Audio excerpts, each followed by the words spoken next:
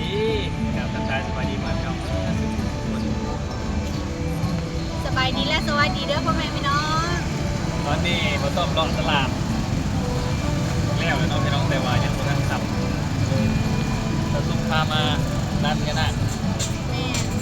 คือบ่ต้อมยังบ่เคยมาไหวอกปู่ที่ร้านพญานาคยักษ์เสือพี่น้องพอดีเฮาเลาะตลาดแล้วกันยังบ่ทันได้ข้ามตอนนี้นะบรรยากาศกำลังดีเนาะ อากาศกำลังดีเลย บรรยากาศฟ้าหลังฝนเช้าเมื่อวานนี้มื้อนี้บรรยากาศเดี่ยวไปทางฝั่งลาวคือว่าเห็นภูเขาแจ้งน้ำแล้วพี่น้องคักขนาดเลยก็เลยอยากพาบ่ต้อมมาขอพรเนาะมื้อนี้เนาะเพราะว่าบ่ต้อมนะยังบ่เคยมาขอพรยักเทื่อนะพี่น้องแต่สุดมาหลายเทื่อแล้วอะ ทำทางนี้บ่ ภาพนี้บอก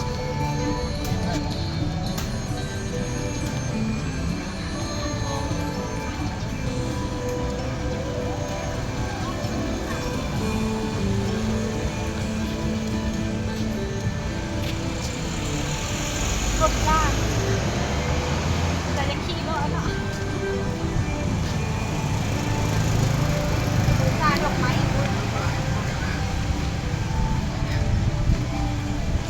มีหมีแพนด้าแล้วมีกับมีอยู่อัน ตัวเดียวกันบ่ เดี๋ยว เนาะ มีปกคนละตัวเลย บ่ เมื่อกี้นี้ผมจ่ายมากดี อ๋ ก อ ว่า คนละตัว จานมีตัวหนึ่งโมเมนต์อันคนเดียวกันโมเมนต์อันทีมงานเดียวกันปะ แมันคู่รักบ่ล่ะ ที่มันล้มหมดเลย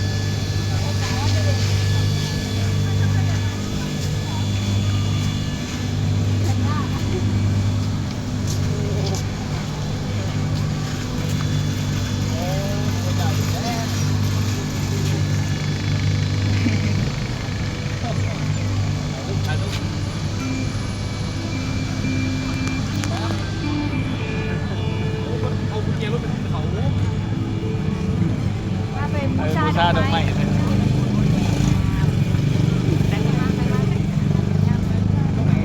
ไม่ใช่ลูกถ่ายเราถ่าย งามข เรา นาด ต้ เล อย ง พี่น้ งา อง มบ่งามเนาะแล้วก็มาแบบอันถึงโมงที่แบบว่าบรรยากาศดี อากาศดี อ้าวคนแต่งเครื่องบวงสรวงพี่ผู้วันนี้บ่ต้องครั้งแรกครั้งว่าเดี๋ยวไปพูดเห็นภูเขาข้างล่างงามมากเลยเนาะ หลังจากที่ว่าได้เห็นภูเขาแจ้งแบบนี้หลายมื้อแล้วมีเนาะเพราะว่ามีฝุ่น PM ปกคลุมมันพี่น้องเมื่อนี้ถือว่าบรรยากาศฝนตกแล้วก็แบบฝุ่น PM รุดไปหลายถ้าบ่ต้องไปบูชาดอกไม้กัน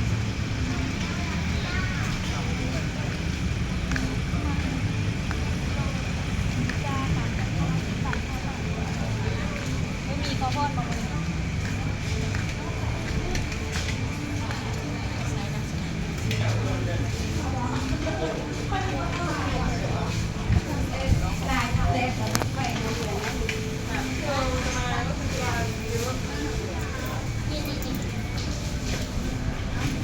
น้องบอกว่าเอา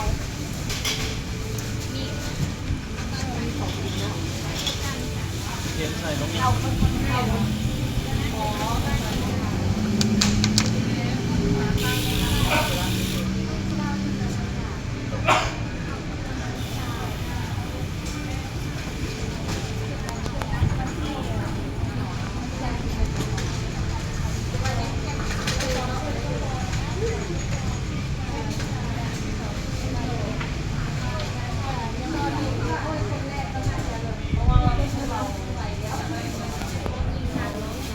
ได้แล้วน้อง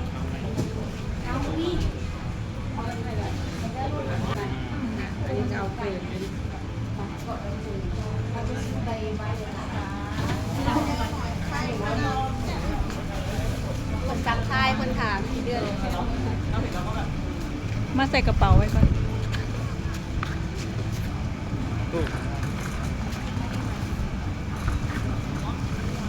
ไปเล่นน้องดอกไม้ก็ได้ ที่เขาได้กินนี่กินอย่างก็ดี กลิ่นหอมยัง เดี๋ยวผมฉีดใส่ดอกไม้ กินน้ำดอกน้ำห อ๋ อ อ ม กินน้ำอบบ่น้ำอบน้ำหอม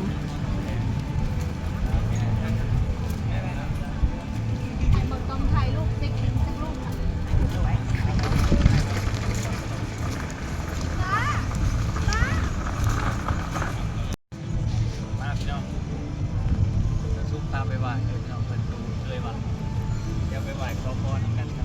รยากาศกำลังดีพี่น้องตื่นมาก็ลมพัด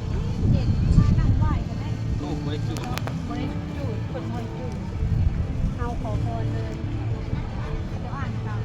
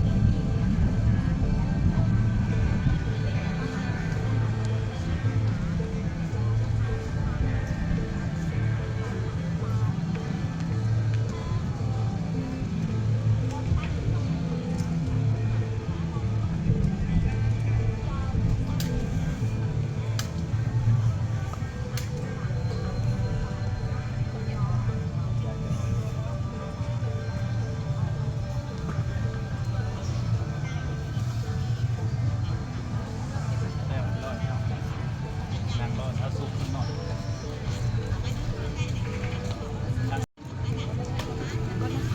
ค่ะ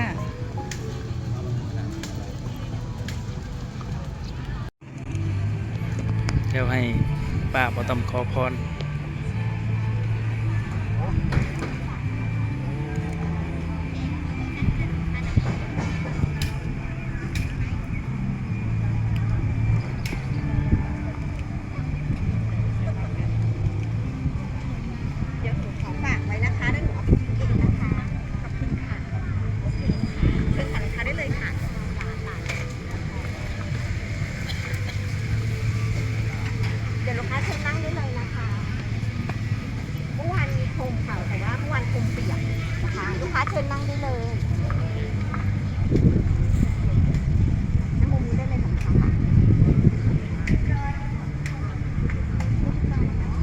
แล้วแล้วสุก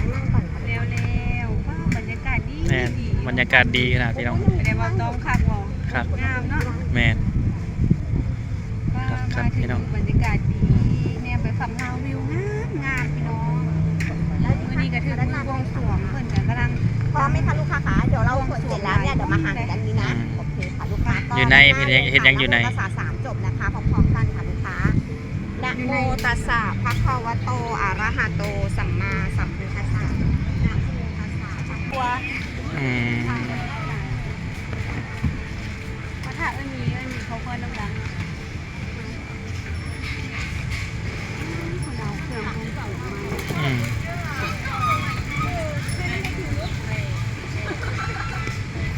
บัดใหญ่เลย หลาย เนาะ สีเพิ่นงามขนาดนี้ แม่น บวงสรวง อืม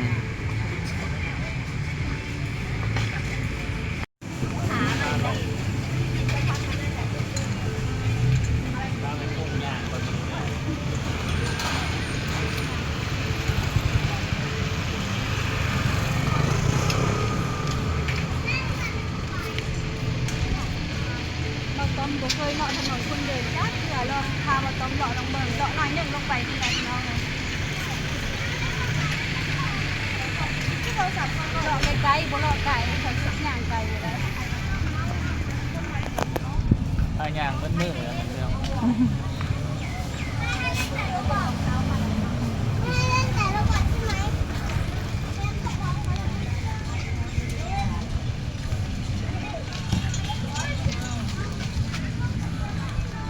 ขำคนเองสิลาย ตอนค่ำคนหลายคนอยู่นะอันนี้นะพระเจ้ากำลังเปิดหาดอันนี้พระเจ้าจะเปิดเลยอ่ะจับพานถึงซุดมันจะยุดใครอยากลงจะได้หลอดเลยวัน น่าตื่นเต้นเนาะเอาคือ ต้นเพิ่นว่าจะกินน้ำคือจะซื้อน้ำอย่างน้อย คือน้ำปลา หวาน คนละจอกก็เป็น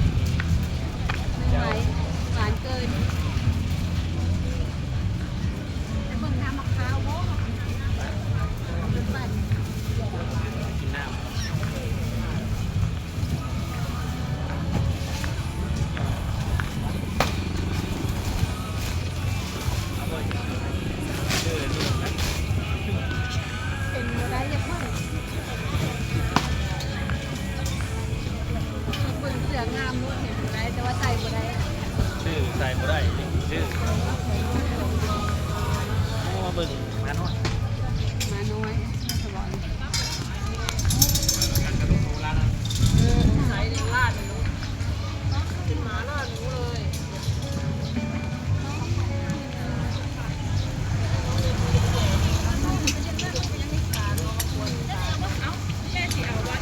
ตัวน้อย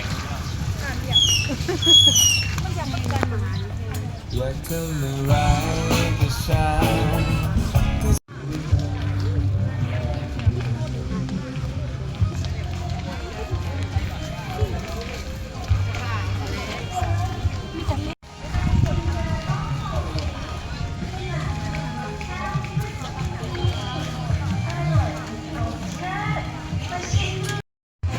ย่างเลาะดนเติมพลังก่อนพี่น้องกินน้ำก่อนจะเจาะ พาเจ้ามาซิมปั่นน้ำมะพร้าวหานแซ่บ ปั่นน้ำมะพร้าว ก่ อ่ะ อนมักกิน อืม สั่งไปแล้วเดี๋ยวรอคิวก่อนปกติคิวยาวเนาะ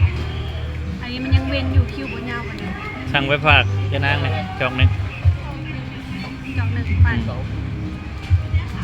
เอาพวกไอ้นางปั่นตรงนี้ เอาโลแปลเราทำอยู่บ้านพอต้อมนี่เซ็ตแน่ อันนี้นกหยางคนเลย นกเขา อ้านกเขาบอกร้านคนเนาะ วายันคนเลย เลาะกินเม็ดเข่ากระ เอ เจ้า อนกเขาบ่แม่นนกเฮาได้แล้วพี่น้อง เองก็ได้แล้วสั่งน้ำปั่นตัวนี้ให้เจ้า ข้าว ชิชิมตัวนี้ ข้าว พี่น้องเมื่อกี้นี้คนเทมน้ำมะพร้าวให้คุณแม่คุณเราคนเทมไว้ปกติคนขาย30 บาทเนี่ยว่าคนเทมไว้เราซื้อ2 อย่างนี้แล้วคนเทมมันขายที่ดีขนาดเลยคนเห็นนะเราทุกโต๊ะคนเทมให้เราไปซื้อเลยแบบเวลาไปซื้อของเวลาเราทุกโต๊ะคนเพื่อจะลดเลยพี่น้องคนถูกแบบคนใจดีขนาดใจดีคนถูกนะทางไทยนะ ชิมก่อนพี่น้อง เจฟที่เคยเล่าอยู่ว่าที่เคยเล่าให้ฟังก็ได้ยังไง เลย หวานละมุนว่ะ หวานเจี๊ยบ เลยว่ะ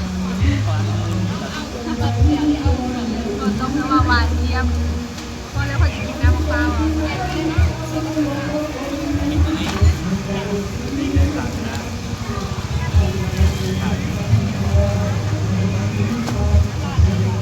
ประมาณนี้เลยพี่น้องคลิปนี้ก็ได้ลูกค้าฝ่ายโคโค่เลยนะน้องคนเดิม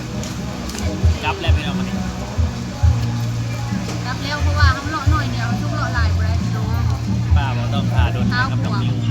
นะครับ